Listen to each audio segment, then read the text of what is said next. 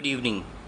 This is now the latest update of the weather of the Philippines as of November 13, 2025. As you can see, this is now the rain or thunder. So, these are the wind direction of the entire archipelago. So, ito yung rain. Yan, naka-yellow.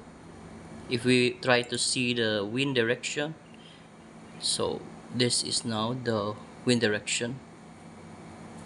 If you try to see the waves, so it's the waves. Let's check the clouds. So that's the clouds. Almost the entire country is experiencing cloudy skies. Temperature, that's Cebu City is 25 degrees Celsius. Manila, Quezon City is 27. The waves, so that's the waves. Hurricane, oh no, hurricane. Let's go back to the radar. Oh.